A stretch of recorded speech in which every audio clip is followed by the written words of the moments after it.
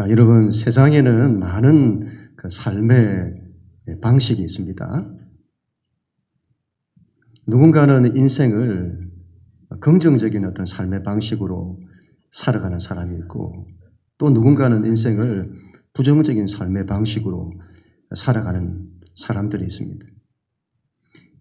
그들의 삶의 방식을 통해서 그들의 인생이 결정이 됩니다. 이건 이제 세상에는 또 많은 종교들이 있죠. 종교가 있습니다. 종교들마다 그들의 신앙의 방식들이 있습니다. 믿는 방식들이 있는 거죠. 어떻게 믿느냐 하는 겁니다. 어떻게 믿느냐. 그걸 통해서 그들의 인생이 결정이 되게 됩니다. 여러분, 지금까지는 그 인터넷 시대였죠. 인터넷 시대였다. 근데 이제는 세상이 AI 시대로 바뀌었잖아요. 완전히 판이 바뀌었습니다. 이전에는 인터넷을 통해서 서핑한다 하죠. 검색을 하는 그런 시대였다면, 이제는 그 판이 바뀌어가지고, 이제는 우리가 GPT나 또 제미나이나 물어보잖아요. 그러면 답을 주는 거예요. 판이 바뀐 거예요. 방식이 바뀌었다. 이런 걸 두고 패러다임, 판이 바뀌었다고 하는 겁니다. 여러분, 우리 예수님은 판을 바꿨어요. 판을 완전히 바꾸십니다. 지금까지 이전의 세상의 모든 삶의 방식을 완전히 바꾸십니다. 인간이 살아가는 삶의 방식을 완전히 바꾼다 이 말이에요. 그리고 우리가 하나님을 믿는, 신을 찾는 그런 방식, 이거 완전히 바꾸는 겁니다. 삶의 방식, 신앙의 방식, 이런 것들을 완전히 바꾸십니다. 뜻하지 않은 여러분, 논쟁이 일어났습니다. 뜻하지 않은 논쟁이 일어났다. 오늘 14절 말씀인데 같이 읽습니다. 시작.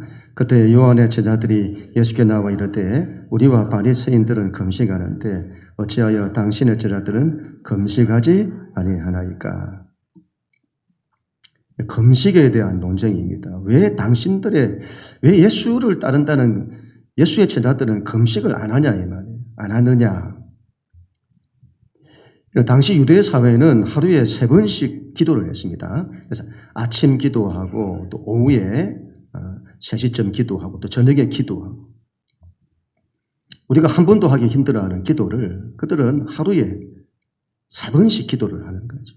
그리고 일주일에 2번씩 금식을 하는 거예요. 우리는 여러분 한 끼 밥을 안 먹어도 죽는 줄 알잖아요. 그런데 일주일에 이틀씩이나 금식을 하는 거예요. 지금도 여러분 이슬람교를 믿는 무슬림들은 하루에 5번씩 기도하죠. 우리 이슬람 쪽에 선교를 다녀오신 분들은 다 아시겠습니다만은 거기는 하루에 5번 기도합니다. 기도 시간이 딱 되면 아잔이라고 하죠. 기도 시간이다 해서는 막 소리가 들려와요. 그러면 무슬림들이 전부 자기가 있는 그 자리에서 자신의 신에게 막 이렇게 기도를 하는 5번씩 하죠. 그리고 이 무슬림들은 1년에 한 달을 딱 정해서는 라마단 기간이라 해서는 한 달 동안을 해 뜨는 시간부터 해 지는 시간까지 금식을 하는 한 달을. 이들은 유대인들보다 더 하죠. 더 하다. 그래서 이런 사람들은 이들은 신앙을 어떻게 하냐? 그들의 신앙을 어떻게 하냐? 자신들이 신앙이 있다, 신앙이 좋다는 걸 뭘로 확인하냐 할 때에 그렇게 기도를 열심히 하는 거예요. 그리고 일주일에 2번씩 금식을 하는 거죠. 우리가 한 끼도 힘들어하는 그런 금식들을. 그리고는 그들이 신앙이 그렇게 기도에 열심을 내고 금식에 열심을 내고 이런 걸 보면서 내가 신앙생활을 잘하고 있다고 여기고 다른 일도 그 사람들을 볼 때에 어떻게 저렇게 하냐. 신앙이 너무 좋다. 이렇게 이해를 한다는 겁니다. 근데 예수님과 그분의 제자들은 그렇게 하지를 않는 거죠. 그래서 당신의 제자들은 왜 금식을 안 하냐? 이거 물어본 겁니다. 여기에 대한 예수님의 답변입니다. 예수님의 답변이다. 이건 금식에 대한 이야기가 아닙니다. 신앙에 대한, 신앙의 방식에 대한 이야기입니다. 당시 이런 유대인들의 신앙은 율법주의라고 해요. 율법주의 신앙을 가졌다. 율법주의가 뭔가 하면 사람이 자기 힘으로 신앙을 만들어내는 겁니다. 그래서 그들의 관심은 자기가 뭔가를 한 것에 관심이 많습니다. 내가 뭔가를 했다는 거예요. 내가 일주일에 몇 번씩 금식을 한다. 내가 하루에 몇 번씩 기도를 한다. 내가. 그런데 예수님 이런 말씀을 하세요. 15절. 같이 읽습니다. 시작. 예수께서 그들에게 이르시되 혼인집 손님들이 신랑과 함께 있을 동안에 슬퍼할 수 있느냐.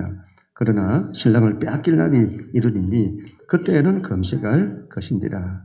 아멘. 좀 어렵습니다만 이런 말씀입니다. 혼인잔치를 이야기하죠. 우리가 결혼식에 갔습니다. 결혼식에 갔다. 그러면 주인공은요, 신랑과 신부가 그 주인공입니다. 그런데 결혼식에 갔는데 자기가 주인공인처럼 한다는 거예요. 자기가 주인공인처럼. 결혼식에서는 모든 관심은 신랑과 신부에게 있지 나에게 있지 않습니다. 내가 무슨 축의금을 냈니 안 냈는지 그런 건 전부 2차적인 문제인 거예요. 우리 예수님은 신앙의 방식을 말씀하는 겁니다. 너희에게 관심이 있다. 이 말이에요. 너희에게. 하나님께서 하나님의 아들을 통해 이 땅에 천국 혼인잔치를 오게 하는데 너희는 그 주인공에는 관심이 없고 오로지 너희에게만 관심이 있다. 너희가 뭔가를 했는지에 대해서만 관심이 있다. 기쁨의 혼인잔치에서 그 주인공인 신랑이 그토록 기뻐하는데 하객이 금식할 수 있냐 말이야. 슬픈 얼굴을 하면서. 그러나 그 신랑을 빼앗길 날이 올 거다. 그때는 금식할 거다. 그런 말씀을 하십니다. 그리고 그 유명한 말씀이죠. 17절. 같이 읽습니다. 시작. 새 포도주를 낡은 가죽 부대에 넣지 아니하나니 그렇게 하면 부대가 터져 포도주도 쏟아지고 부대도 버리게 됩니다. 새 포도주는 새 부대에 넣어야 둘이 다 보존되느니라. 아멘. 새 포도주는 새 부대에 담아야 한다. 무슨 말이죠? 완전히 판이 바뀐다 이 말이에요. 방식이 완전히 바뀌어야 한다. 새 포도주가 뭐예요? 새 포도주가 예수님께서 우리 가운데 주시는 그 구원, 그분의 복음, 하나님의 나라, 그건 옛 방식, 옛 신앙의 방식으로는 담을 수 없다 이 말이에요. 담을 수 없다. 이건 완전히 판이 바뀐 거다. 예수님께서 우리에게 완전히 새로운 신앙의 방식을 말씀하는 겁니다. 그게 뭐냐는 거죠. 여러분, 세상의 유대교도 그렇고 세상의 모든 종교들이 종교를 전부 인간이 자기 힘으로 만들어내는 겁니다. 그게 아니다는 걸 말씀하는 겁니다. 그러면 뭐냐? 믿음의 방식이다. 믿음이다. 인간이 아니라 하나님인 겁니다. 하나님입니다.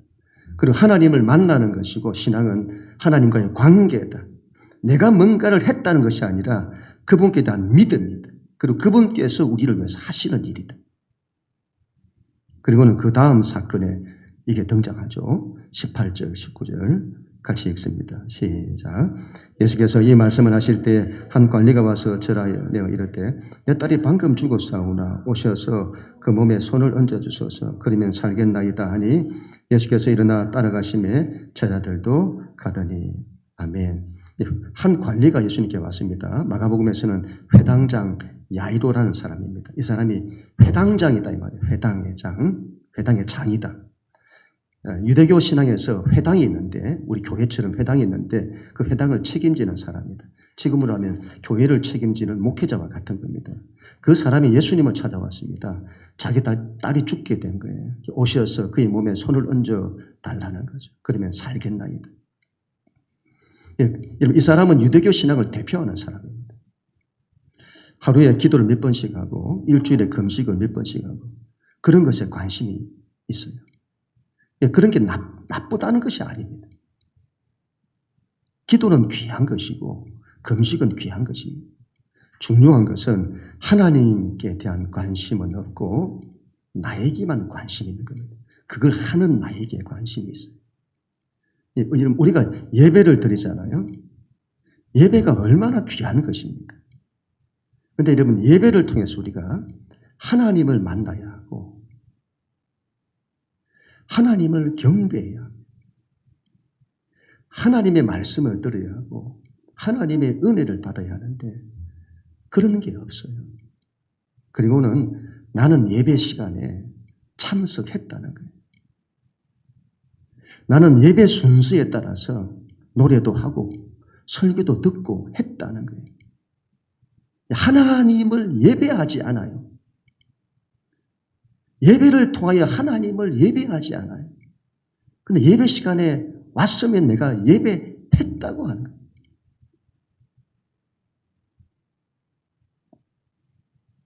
마음에 하나님이 있지 않다. 마음이 딴 데 있어요. 우리의 마음. 학생들은 예배 시간에도 스마트폰에 마음이 있어요. 스마트폰. 예배를 안 하는 거예요. 하나님이 없다. 종교적인 형식은 있는데 하나님은 없다. 이건 제가 목회자이니까 누구보다 열심히 있잖아요. 모든 예배를 다 드리죠. 새벽 기도, 수요 예배, 금요 예배, 주일 예배. 제가 하루에 기도를 3시간 이상씩 하잖아요.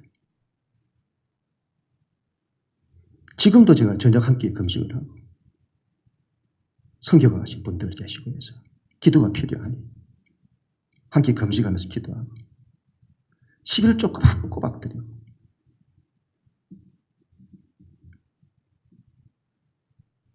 그런데 여러분, 제 안에 하나님과의 관계가 없다면 그 모든 것들이 종교 생활이라는 거죠. 그런 신앙은 전혀 생명의 역사가 일어나지 않는다. 우리의 삶에 하나님의 생명의 역사가 일어나지 않습니다. 해당장을 보세요. 그렇게 유대교 신앙을 잘한다는 사람이지만 그 신앙으로 자기 딸에 대한, 자기 자식에 대한 문제를 해결하지 못합니다. 살려내지 못해요. 그런 신앙으로는 어떤 생명도 만들어내지 못한다. 목숨을 다해서 종교생활을 해도 하나님과의 관계가 안 되면 사람을 살려내지 못합니다. 예수 믿는 걸 종교생활로 하면 안 된다는 걸 예수님이 말씀하는 거예요. 우리가 여러분 그 어떤 종교적인 열심으로도 우리 인생이나 우리의 가정이나 우리의 자녀나 그 문제를 해결하지 못합니다. 이건 완전히 여러분 판이 바뀌어야 합니다. 방식이 바뀌어야 합니다. 어떤 방식을요? 오늘 이 여러분 이후에 나타난 이 사건이 그걸 보여주는 겁니다. 그들이 참 예수께로 나와요. 삶의 문제를 가지고 예수께로 나아갑니다. 그분 앞에 엎드리는 거예요. 그분을 만나는 것입니다. 그분이 오셔서 저에게 손을 얹어 주십시오. 그러면 제가 낫겠습니다. 주님이 오셔야 하는 겁니다. 내가 죽기로 가야 하고 그분이 오셔야 합니다. 그분이 내 인생에 오셔야 하고 그분이 우리의 가정에 오셔야 합니다. 해당장의 이 집으로 가는 중간에 12해 동안의 혈루증을 앓은 여자를 만납니다. 이 여자는 12년 동안을 자신이 가진 병으로 고통했습니다. 어떤 것으로도 고칠 수가 없었습니다. 자기의 어떤 힘으로도 어떤 방법으로도 안 되는 거죠. 그런데 이 여자가 예수님께로 나왔습니다. 그분을 만나는 거예요. 예수를 만난 겁니다. 그런 고침을 받습니다. 우리는 여러분 신앙이 나에게 관심이 많아요. 내가 뭔가를 하는 것에 관심이 많습니다. 그 관심을 하나님께로 돌려야 합니다. 이거 바꿔야 합니다. 인생의 모든 관심을 나에게 하나님께로 바꿔야 합니다. 우리 신앙이 내가 뭔가를 하는 것보다 더 우선해야 될 것은 하나님을 만나는 것에 관심을 가져야 합니다. 신앙에서 가장 중요한 것은 하나님이고 하나님을 만나는 것입니다. 당시 여러분 이 사람들이 고통하는 자들이 예수님을 만나러 왔습니다. 그분을 만나는 거예요. 그분을 만나 자신의 아픔, 자신의 고통, 자기 인생의 좌절과 절망, 모든 병든 것들 다 그분께 내어놓습니다.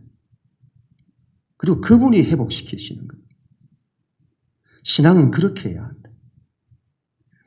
우리 신앙에서 가장 중요한 것은 대상이신 하나님입니다. 하나님이 가장 중요합니다. 우리를 사랑하시는 하나님이세요. 우리와 함께 하시려고 이 땅에 오신 분이십니다. 우리는 그 하나님을 만나야 합니다.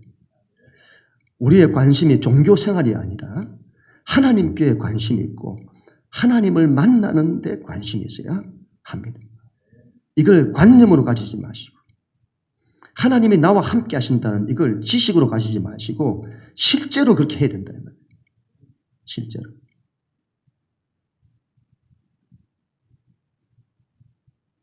근데 우리가 하나님을 만나지 않죠. 하나님 만나지를 않아요. 우리의 모든 관심을 하나님께로 바꾸고 우리는 하나님을 만나러 가야 합니다. 예수님을 만나러 가야 합니다. 그래야 할 때 거기서부터 모든 생명의 역사가 시작이 됩니다. 그렇게 해야 됩니다. 그리고 우리 모두가 다 될 수 있기를 축복합니다. 근데 그분께 나아갈 때 어떻게 나아가야 하느냐 이 말이죠.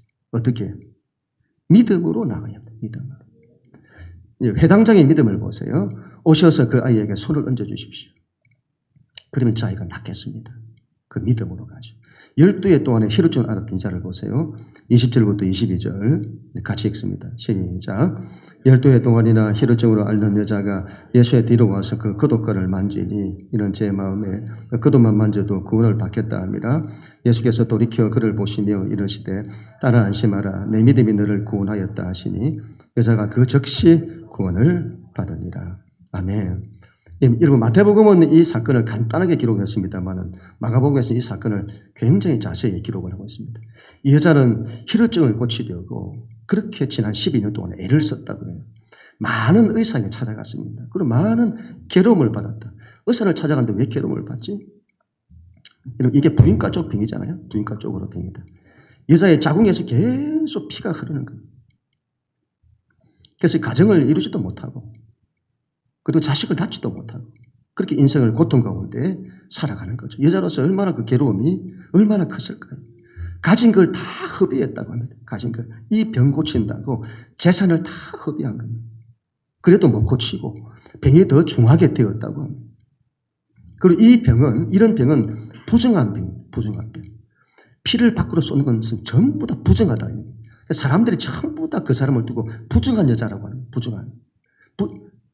부정하다니까 잘 안 하다 할 수 있습니다만 부정 타는 여자다. 인생이 부정 타는 여자다 이렇게 본다는 거예요.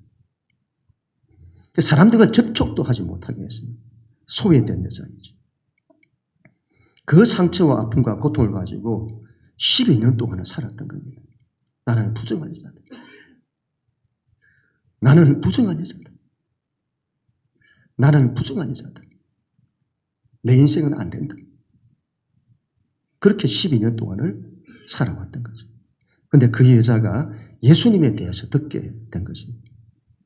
그분께 대한 믿음이 생긴 거죠. 이 여자가 어떤 믿음까지 가졌는가 하면 내가 그분의 옷자락에 손만 대어도 낫겠습니다. 왜 이런 말을 할까요? 부정한 여자라. 접촉을 하면 안 되는 거예요. 그래서 이 여자가 내가 그분의 옷자락이라도 안 만져도 좋습니다. 옷자락에 손만 대어도 제가 낫겠나이다. 이 여자가 이런 믿음을 가졌다 이 말이죠. 우리는 이런 것들을 성경에서 당연하게 이렇게 보고 그렇게 할지 모르겠습니다만은 우리가 입장을 바꿔놓으면 우리가 이 여자의 입장이다 이렇게 할 때 내 안에 그런 믿음이 있겠냐 이 말이죠. 우리에게 이 여자와 같은 이런 믿음이 없어요.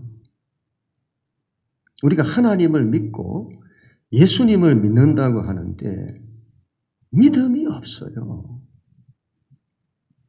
믿음이 없다. 우리 예수님께로 가면 내 인생이 낫는다는 믿음이 없어요. 우리가 이걸 안 가집니다. 안 가져. 그동안 내가 12년 동안 살아봤다는 거예요. 12년 동안 해봤는데 아무리 해도 안 됐더라는 거죠. 세상의 과학으로도 세상의 의술로도 안 되는데 예수님께 간다고 되냐 하는 거예요. 그래서 안 된다는 생각이 우리 안에 가득 차 있는 겁니다. 하나님을 믿는다고 해도. 그럼 제가 이 말씀을 묵상하면서 이런 마음이 들었습니다. 하나님, 제가 이 12년 동안을 혈우증을 앓았던 이 여자애군요. 하나님, 제가 이 여자애군요.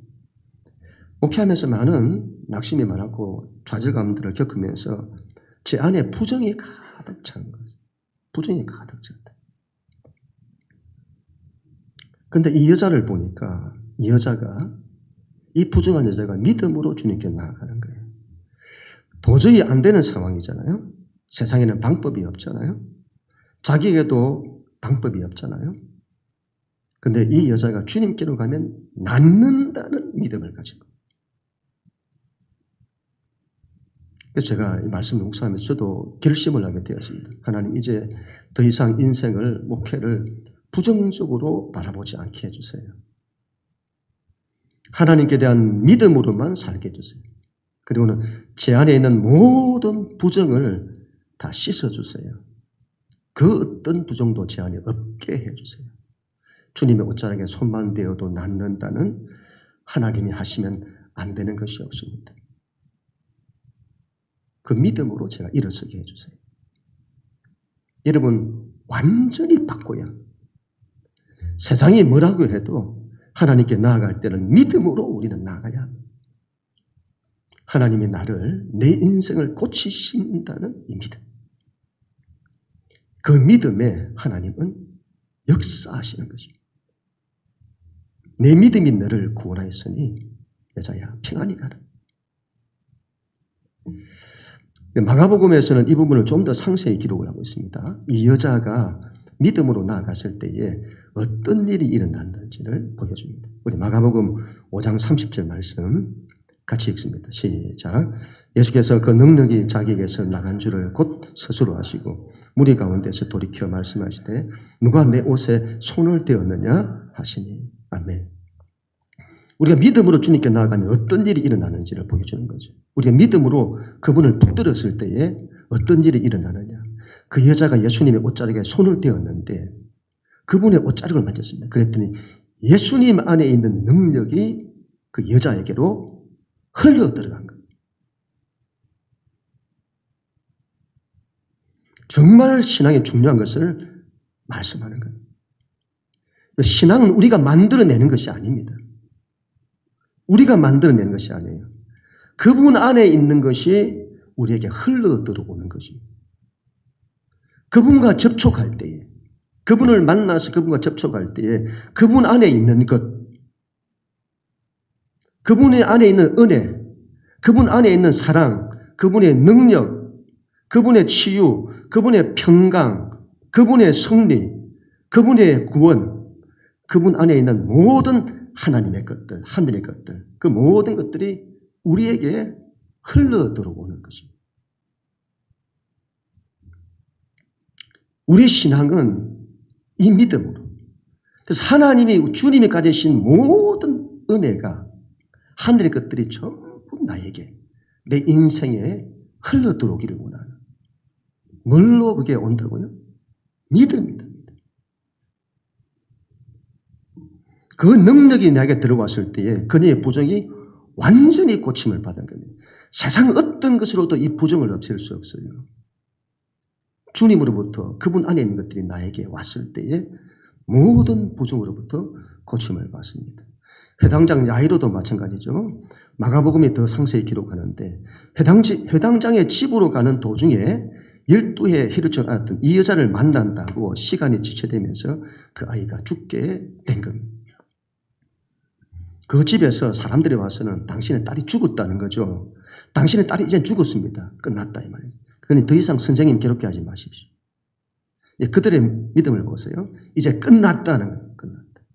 이제 아무리 해도 안 된다는 거예요. 이게 우리의 모습이죠. 우리의 믿음, 우리의 신앙이 그렇다. 우리의 생각 속에 여러분 이게 가득 차 있는 거예요. 우리 하나님을 믿어도 이건 안 된다. 이건 예수님이라도 안 된다. 생각하는 거죠. 그때 예수님의 말씀은 두려워하지 말고 믿기만 하라. 흔들리지 말고 세상 바라보지 말고 믿기만 해라. 그런 집에 가서 그 아이가 죽은 것이 아니라 잔다고 합니다. 그랬더니 사람들이 비웃고 난리가 났습니다. 그때 이렇게 말씀하죠. 마가복음 5장 41절 42절 시작. 그 아이의 손을 잡고 이르시되 딸리다고 하시니 번역하면 곧 내가 내게 말하느니 소녀야 일어나라 하십니다. 소녀가 곧 일어나서 걸으니 나이가 12살이라. 사람들이 곧 크게 놀라거나. 사람들의 반응을 보세요. 안 된다는 거예요. 이들이 하나님을 안 믿는 사람이 아니고 유대 사회가 전부 하나님을 믿는다는 사람들입니다. 그런데 왜 안 된다? 종교 생활만 하고 있는 거예요. 종교 생활만. 그들이 믿음이 없어요. 믿는다고 하는데 믿음이 없어요. 하나님께 대한 믿음이 없는 종교 생활. 아무런 힘이 없어요. 우리의 모습입니다. 완전히 바꿔야 합니다. 두려워하지 말고 믿기만 하라. 예수님께서 그 소녀의 손을 잡았어요. 그리고 말씀하세요. 달리다고 일어나라. 그때 그 소녀가 살아나는 겁니다. 여러분, 그 소녀에 대한 이야기를 하는 게 아니고 우리에 대한 이야기를 하는 거예요. 내가 넘어져 있고 내가 주저앉아 있고 내 인생이 죽어 있다. 근데 예수님이 오셔서 내 손을 붙잡는 거예요. 너는 일어나라고. 그분이 일어나라고 하자 내가 일어나게 살아난다는 거예요. 그분으로부터 능력이 나와서 내 안에 있는 모든 부정을 다 씻어내고 그분으로부터 능력이 흘러 들어와서 내 인생이 살아나는 신앙은 그래야 된다 이 말이죠. 그분이 오셔서 내 인생의 모든 어둠들, 부정 이것들을 다 씻어내시고 고쳐내시고 그분이 오셔서 내가 주저앉아 있고 죽어 있는 내 인생을 손잡아서 일으키시는 예수 믿는 신앙이 그 믿음으로 가야 된다 이 말이에요.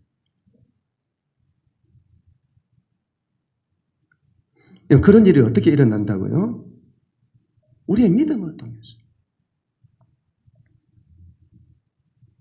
나에 대한 너의 그 믿음이 너의 인생을 구원한다. 살린다. 내가 일어선다. 그렇게 말씀하는 겁니다. 우리는 인생을 믿음을 가지고 소망하면서 살아야 됩니다. 하나님 없이 무조건 잘 된다 하면 긍정하면 되냐 그렇게 하라는 말이 아니라 우리에게는 하나님이 계세요. 그 하나님이 하시면 다 됩니다. 그 하나님을 신뢰하는 믿음으로 인생을 우리는 소망 가운데 살아가야 됩니다. 부정으로 살지 말고 인생을 부정적으로 나는 부정한 여자다. 부정적으로 살지 마시고 우리 인생을 하나님이 내 인생을 붙드시고 하나님이 내 인생을 살리시고 그 하나님께 대한 소망을 가지고 인생을 믿음에 대한 소망으로 살아야 하는 것입니다. 그분의 옷자락에 손만 대어도 낫는다는 그 믿음으로 살아야 합니다. 그분께 나아가서 그분을 붙들 때에 내가 낫는다는 믿음을 가져야 된다 이 말이에요.